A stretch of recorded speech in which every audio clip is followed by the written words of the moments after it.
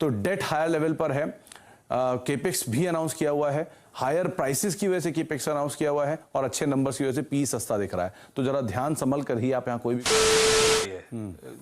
कुछ डिटेक्ट किया क्या? एक्सप्लोसिव नहीं, वो हमारे प्रोड्यूसर साहब ज्यादा क्रिएटिव हैं तो उन्होंने ये आवाज डाली। नाम तो अच्छा है, मेटल डिटेक्टर। तो डिटेक्ट किया, एक्सप्लोसिव निकल गया है। अरे मतलब हाल फिलहाल में हो क्या रहा था कि आप अगर पूरे सेक्टर की लिस्ट देखेंगे तो मेजरली सभी स्टॉक आपको सिंगल डिजिट में दिखाई पड़ेंगे, पी में, सिंगल पी में, 7 के पी में, 8 के पी में, कुछ तो 3 के पी में, ऐसे ऐसे वैल्यूएशन दिख रहे हैं।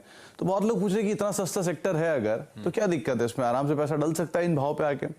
लेकिन अगर आप हिस्टोरिकली जाएंगे तो सिचुएशन कुछ और होती है। होता क्या है कि आमतौर पर मेटल कंपनीज अपना केपेक्स करती हैं और जब मेटल की साइकिल रिवर्स होकर तेजी की तरफ जाती है तो इनके नंबर्स अच्छे आते हैं। अब नंबर्स अच्छे आएंगे तो ऑब्वियसली ईपीएस बढ़कर आएगी, वो ईपीएस बढ़कर आए तो पी अपने आप ही श्रिंक हो गया।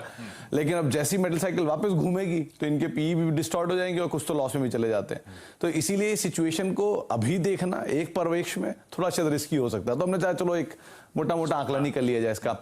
तो एक एक करके हर बार की तरह फिर से आंकड़ों के साथ ही मैं शुरुआत करना चाहूंगा इस तरह की स्थितियां हैं किस तरह की। दरअसल इन पूरे कंपनियों के सेक्टर के नंबर्स बहुत अच्छे हैं इस क्वार्टर के अंदर। इनपुट कॉस्ट का इंपैक्ट थोड़ा बहुत जरूर रहा है लेकिन अदरवाइज रियलाइजेशन बहुत अच्छे आए हैं, चाहे वो स्टील के रियलाइजेशन हो, एल्यूमिनियम के हो, कॉपर के हो, निकल के हो या इवन आयरन ओर के हो, सबके ही रियलाइजेशन अच्छे आए हैं। ऑब्वियसली बात है क्योंकि जो प्राइसेस भागे हैं उससे उनके रियलाइजेशन अच्छे हो गए हैं जिसकी वजह से नंबर्स अच्छे आते हुए दिखाई पड़े हैं। लेकिन अच्छे नंबर्स के बावजूद भी ऑन एन एवरेज सेक्टर जो है 20-25% के आसपास का डिक्लाइन दिखा चुका है। तो इस तरह की स्थितियां बनी कैसे? क्योंकि इतना बड़ा सेक्टर है, बहुत सारे तरह के यहाँ पे कंपनियां, सबको शामिल करना तो मुश्किल था।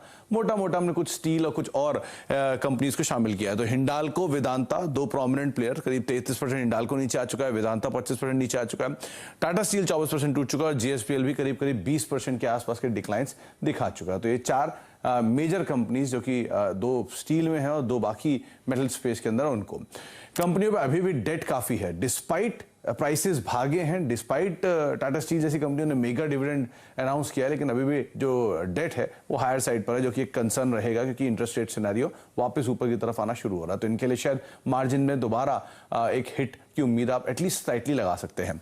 ये हायर लेवल से ईज आउट होने के बाद जो सिचुएशन है इन स्टॉक्स की किस तरह की देखने को मिल रही है, साथ ही साथ इस तरह की गिरावट के बाद जो इनके साथ कुछ की ट्रिगर्स हैं उसमें एक इनके रियलाइजेशन इंप्रूव हुए हैं इस क्वार्टर के अंदर। इसके अलावा जो रिसेंटली मेटल के प्राइसेस भागे हैं उसके बाद तमाम कंपनियों ने अपनी केपेक्स भी अनाउंस कर दी है। चाहे आप हिंडाल्को का मेगा केपेक्स देखें, टाटा स्टील देखें, जेएसडब्ल्यू स्टील देखें, जीएसपीएल देखें, सबकी तरफ से केपेक्स जो है वो अनाउंस हो भी चुका है। इसके अलावा जो मौजूदा कैपेसिटीज हैं कंपनियों की वो करीब करीब, टाटा स्टील की मैं शुरुआत करना चाहूंगा, देश की सबसे बड़ी स्टील कंपनी है, 34 मिलियन टन के आसपास की उसकी मौजूदा कैपेसिटी है। 7 मिलियन टन यानी 40 मिलियन टन के आसपास लेके जाने की बातचीत है। ये स्टॉक आपको सिर्फ 5 के मल्टीपल पे मिल रहा है। जेएसडब्ल्यू स्टील 28 मिलियन टन के आसपास की कैपेसिटी है, 8.5 मिलियन टन और बढ़ाने की बातचीत है। ये अलग अलग सेगमेंट्स के मिला के कैपेसिटी है 28 मिलियन टन की। इसके अलावा तीसरी केपेक्स में जीएसपीएल है, 20 मिलियन टन के आसपास की कैपेसिटी है, 5 मिलियन टन उसमें फर्दर ये केपेक्स ऐड करने की बातचीत है और ये भी महज 7-7.5 के मल्टीपल पे भी कामकाज कर रहा है। स्टील के अलावा हिंडाल्को यहां पर, क्योंकि केपेक्स आप अलग अलग डिवीजन में अनाउंस किया है, इसीलिए 60,000 करोड़ रुपए का केपेक्स इन्होंने अनाउंस किया हुआ है और करीब करीब 6.5 टाइम्स के मल्टीपल पर है। और वेदांता का 3600 करोड़ रुपए का केपेक्स है और करीब करीब 8.5 के मल्टीपल पे कामकाज कर रहा है। कि वेदांता के केस में केपेक्स आपको इसलिए कम लगेगा क्योंकि ये अलग अलग सेगमेंट में केपेक्स करते हैं। मेटल का अलग है, स्टील का अलग है, आयरन ओर का अलग है, ऑयल का अलग है, लेकिन ये सभी सिंगल डिजिट मल्टीपल में कामकाज कर रहे हैं। लेकिन इसके सामने दूसरी अहम पिक्चर, टाटा स्टील 76,000 करोड़ रुपए का डेट है, ये लास्ट एनुअल रिपोर्ट के हिसाब से, लेकिन अभी करीब करीब 1 लाख करोड़ रुपए के आसपास का डेट है। 71,000 करोड़ का डेट है जेएसडब्ल्यू स्टील के ऊपर। हिंडाल्को 68,000 करोड़ रुपए के आसपास का कर्ज है, जबकि एक बड़ा केपेक्स ऑलरेडी कंपनी अनाउंस कर चुकी है। यहां पर नोवेलिस के फर्दर एक्विजिशन के बाद और एलेरिस के एक्विजिशन के बाद ही एक बड़ा केपेक्स अनाउंस किया हुआ है। और उसके अलावा अगर बाकी कंपनियों की बात की जाए तो वेदांता और जीएसपीएल जैसी कंपनियों पर भी एक बड़ा डेट है, 17,000 करोड़ और 54,000 करोड़ रुपए। हालांकि जीएसपीएल का मैनेजमेंट कई बार ये बात कह चुका है कि वो आने वाले समय में अपने आप को डेट फ्री करेगा।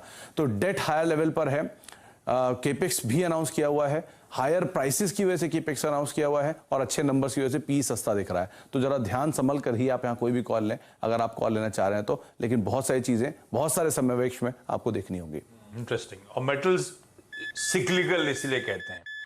अब ये दिन अच्छे, एग्रेसिव केपेक्स, जब केपेक्स कमीशन होंगे उसके बाद वो डिमांड मोमेंटम ठंडा पड़ेगा, मेटल की पूरी साइकिल पलट जाती है। ये साइकिल ऐसे ही चलती है, तो साइकिल को स्मार्टली प्ले अप करने की मेटल की जरूरत होती है। अब क्या ग्राफिक बनाते हैं प्रोड्यूसर साहब, कल वो सीमेंट के बोरे लटका दिए थे, आज जो ये स्टील शीट पे ग्राफिक चल रहे हैं। स्टील शीट पे ग्राफिक आते हैं, और सुबह ये मेटल डेटा आपका हरा था, अभी मैं देख रहा हूँ लाल लाल लाइट फेंक रहा है। बाजार भी लाल आ गया शायद इसलिए। या तो हाँ, वैसे भाई साहब टाटा स्टील दिखाइए स्क्रीन पे, बाजार लाल क्या, बाजार आधा % दबाव के साथ टाटा स्टील, हम लोग मेटल्स की बात कर रहे हैं, सारा घूम गया। टाटा स्टील, सेल सब लाल निशान में, जेएसडब्ल्यू स्टील अपनी सारी इनिशियल गेन्स गवाता हुआ, मेटल्स फिर से कमजोरी की तरफ बढ़ रहे हैं भाई साहब, और बाजार का मूड थोड़ा सा बिगड़ रहा है। निफ्टी अब 60 पॉइंट दबाव के साथ ट्रेड करता हुआ, बैंक निफ्टी ने सारे गेन्स गवा दिए हैं। फ्लैटिश नोट पे इस समय